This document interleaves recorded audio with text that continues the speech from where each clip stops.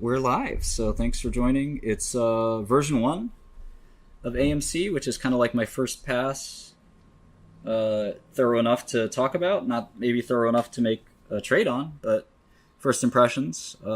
Any questions, just let me know. But I sort of feel like after doing a good amount of homework, not a huge amount, but a good amount, that the stock is fairly valued. But I know some people...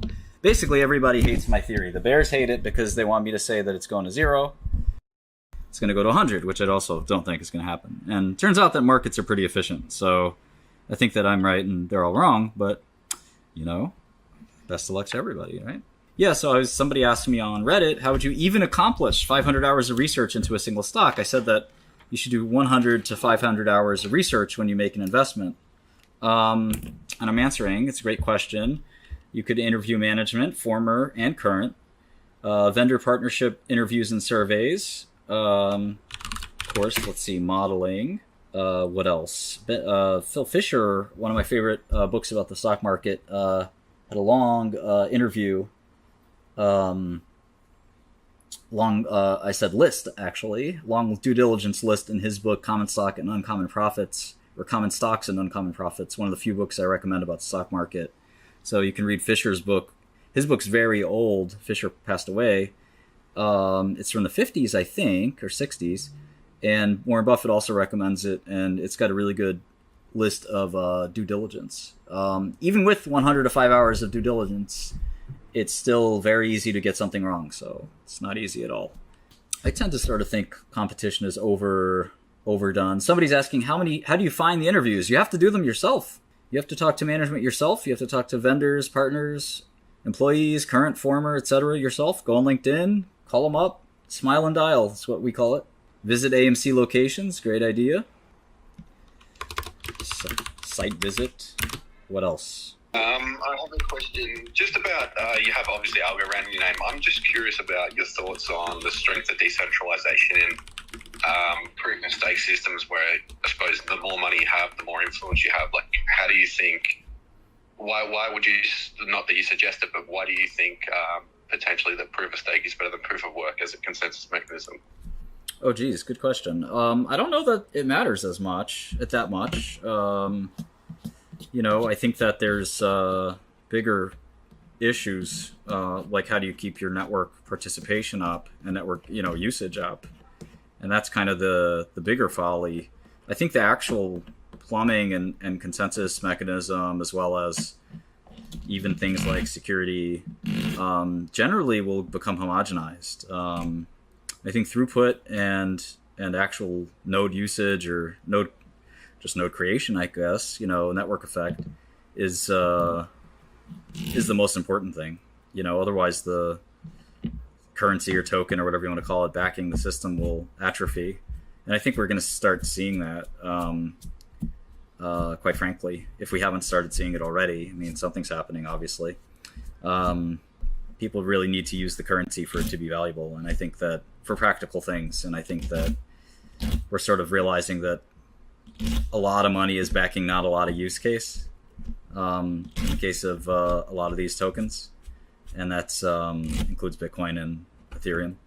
And I think that the tail can't wag the dog. Like, you can't have lots of speculation on these tokens and without a lot of mainstream use. And I think we basically don't get much mainstream use at all. In fact, most of the mainstream use is just speculating and kind of get rich quick speculation. So, we really need to transition from a Wild West to a place where you're actually using it more than you're worried about the speculation. You want utilization to be 90% of the use and speculation to be 5 or 10%.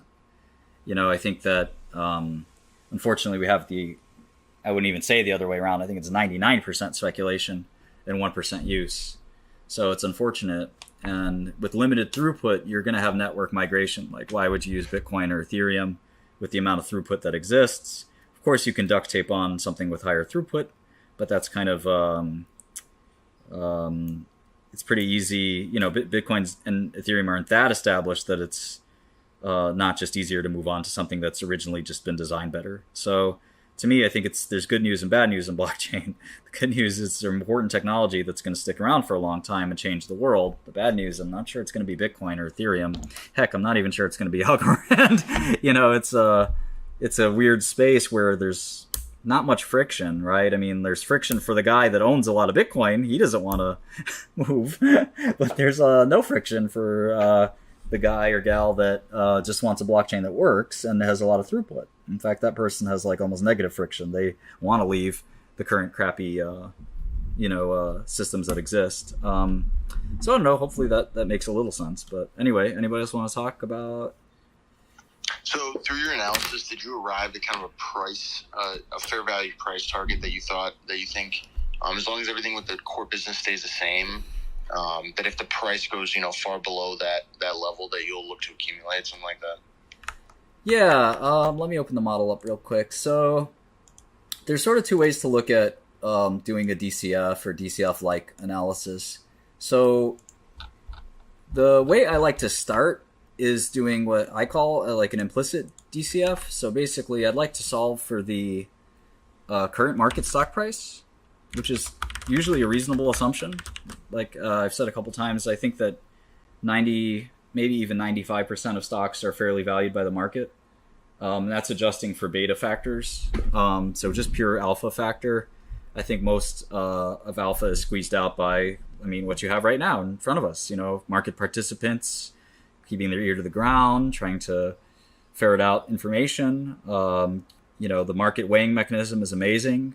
There's a lot of case studies. I did one of my own just for fun one day. I stood up and did a 360, modeled off my unique physique, and I asked the crowd to submit a weight estimate. There are hundreds of people, and their range of weight estimated from 50 pounds off on the low side and more than 50 pounds off on the high side.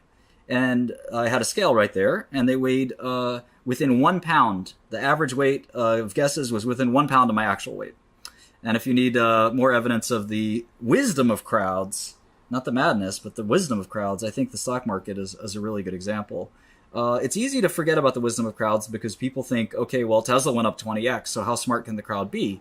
Well, the crowd is still really wise. It's just that the crowd, when you look at a price, the crowd only has a one-dimensional, think of it as an x-axis, I guess, a one-dimensional tool to sort of estimate a future price. And that one-dimensional tool is current price net of risk.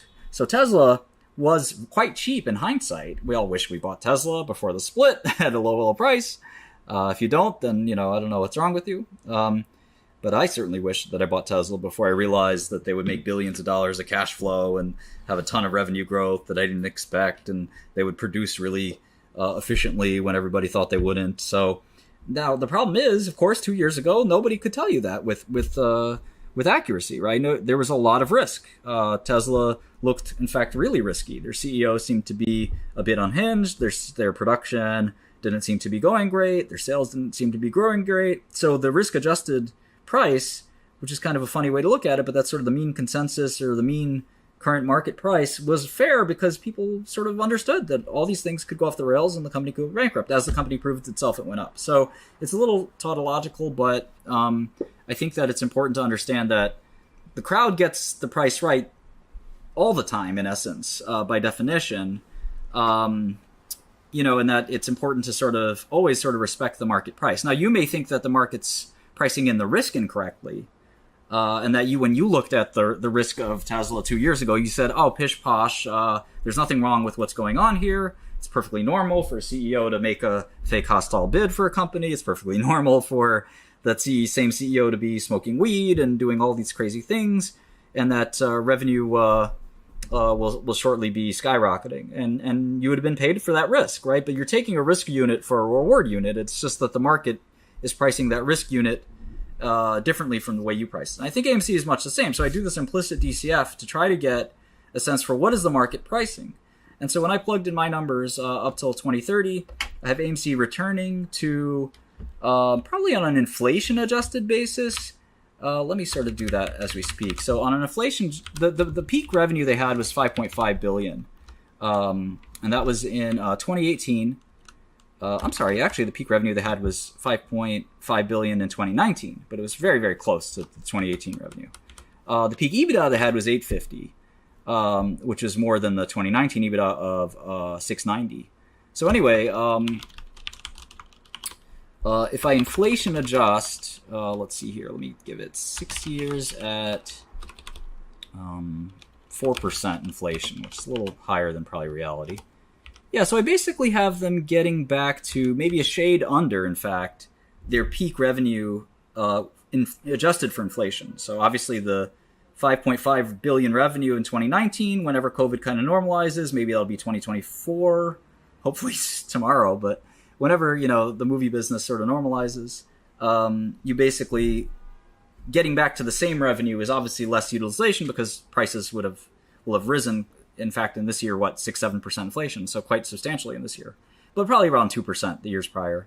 So anyway, I have them sort of just getting back to maybe even you could argue a little bit under their peak revenue, and I have them getting back to roughly the peak operating margin.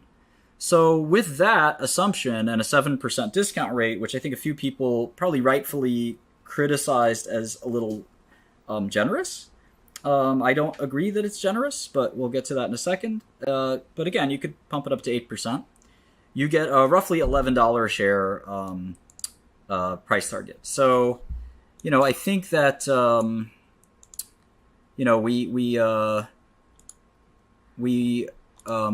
again, I look at the stock market and say that, again, I shouldn't be seeing bargains every second. If you look at 20 stocks and you think 11 of them are cheap, or 15 of them are cheap, or even 4 of them are cheap, you and I are not looking at the same stock market. Most stocks are not cheap. Most stocks are not so expensive that you short them either. I think for every 10 stocks I look at, and I think 100 to 500 hours is a good starting point. And that may sound like a lot, but again, you can divide that over a team. You can divide that over time. It's many years sometimes to study an industry. That's the homework you have to put in before you really understand something. For something like AMC, I might invest 300 hours into it. But then for the next 2 or 3 companies similar to it, I only have to invest 100 hours. But I don't think you can get away with, say, 5 hours of homework on a company and start trading it. I think that's sort of a great way to lose money.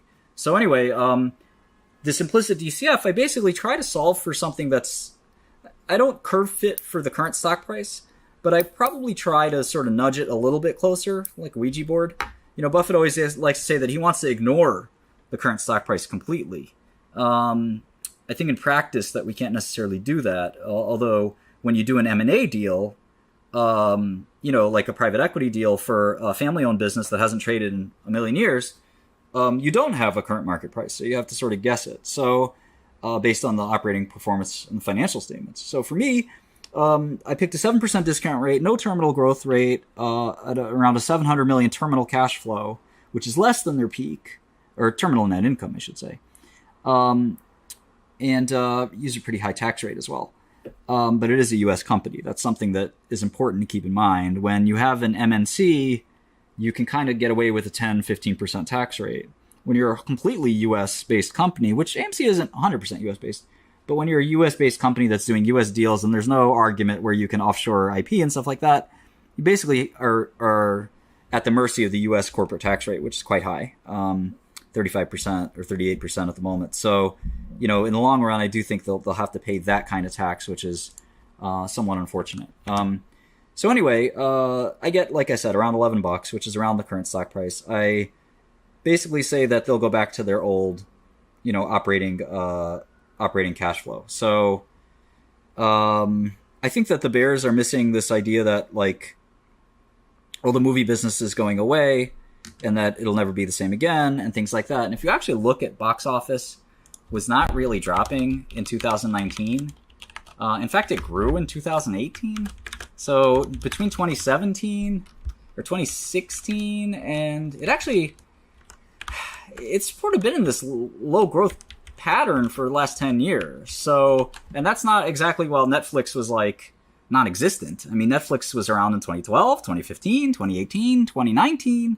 Netflix was doing great, in fact. And if anything, we got confirmation that the movie business isn't going away through things like Scarlett Johansson's spat with Disney. And also, the music business is a good analog where people sort of assumed that nobody would ever buy CDs again, and therefore streaming would crush prices. And there was a big music bear industry for a long time, and a few bold investors stepped up and bought out Warner Music. And those companies now trade for insane high multiples, and people said musical is actually kind of having this nirvana where it's actually a brand new industry that's now a growth industry, which is really funny because for a while there it was left for dead. So I think that the bulls don't have it right in the sense that I don't think that this company and its CEO in particular are going to pull a rabbit out of the hat and actually like create new businesses out of nowhere. Most new businesses are boondoggles, right? So every business on the planet wants to create new business lines and grow their business, right? And if you ever took some MBA classes or whatever, you probably studied Coca-Cola. And every time Coca-Cola tries to come out with a new product, and there are several others like Ford and others, it's sort of a flop. And, inevitably, sometimes you do get new business lines. Look at the AirPods, for example. But by far and large, it's really hard to just say, let's take our capital and invent some new business. It's really difficult. The more adjacent it is to your current business, kind of the more probability you have to succeed. But it often is really hard. And a lot of times, I've seen this a lot in pharma.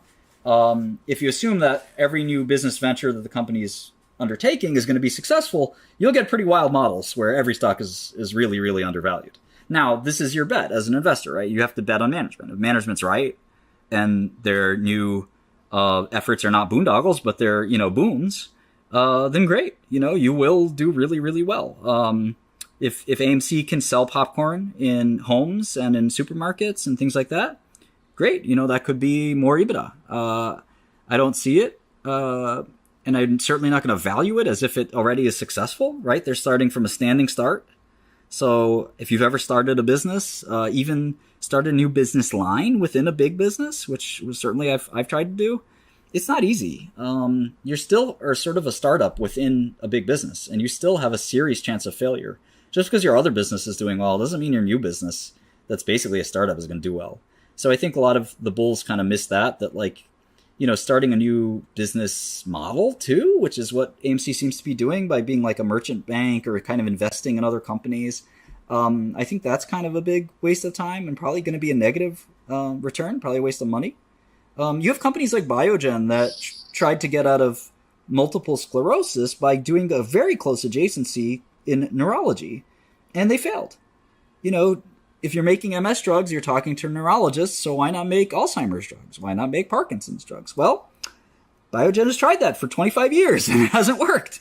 And they've had different CEOs. They've poured billions and billions of dollars into it. It's frustrating. It's not easy. So again, right, and that's a way more logical step than a movie theater company buying a old gold mining corporation. Yeah, the gold mine is an embarrassment, and it makes management look bad. It basically says that it sends a signal to investors that, in fact, when you do model something called return on invested capital, or there's a couple of ways to sort of model, I like to use ROIC, is basically just what is management going to do with the cash balance?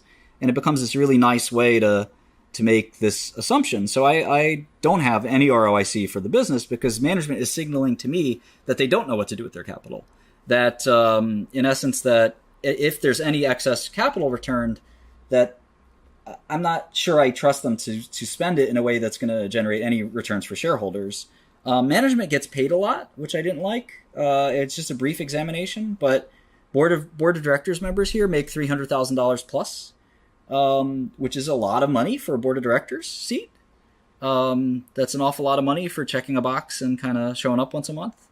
The CEO makes a fortune in cash. I'm talking about straight cash here, not just RSUs and PSUs and things like that. I'm not sure I really like how management is selling. So all the signals that management's going to do this really great new business endeavors thing doesn't look good. I do think that basically an idiot can run a movie theater, and probably an idiot does. And I think that if you look at the actual business, it's actually really impressive. It doesn't take a genius to do this business, and their film margin is actually pretty good. If you look at the actual film admissions revenue, sort of ticket stub revenue minus film revenue, it's about a 50% gross margin. So basically, for every dollar that you charge in tickets, 50 cents goes to Disney. That's pretty good business because you also have food on the side, right? So you make money on the food and you make money elsewhere. But actually, the first 2 weeks of a release, usually it's like 90% to studios. Well, I'm just looking at the 10Q, so maybe you have better information than that. But the admissions revenue, say in 2019, was $3.3 billion, and the film costs was $1.7 billion. So that leaves around $1.6 billion, which is roughly 50% gross margin, as I defined it. The food and beverage business is way, way better, which is hilarious because you'd have $1.7 billion of food and beverage revenue and only $300 million. So you'd have $1.4 billion of food gross margin, which is crazy, right? I mean, that's, where sort of most of the profit is generated. But you still have not a bad business. You have a 50% film gross margin business is kind of like an 80% food gross margin business. Now, the problem is, of course, you have to operate a theater, which is gigantic. It's very expensive to operate a movie theater. So you add in a whole bunch of other margin here. But you have plenty of margin left over, kind of 15-20% operating margins. So it's a fairly healthy business. And I think that anybody who thinks like this business is going away, they're not going to get back, they'll get back to making $500 million to $1 billion of EBITDA. I don't think that's going to be a problem. And then I think they'll be able to pay their loans, which is the important thing.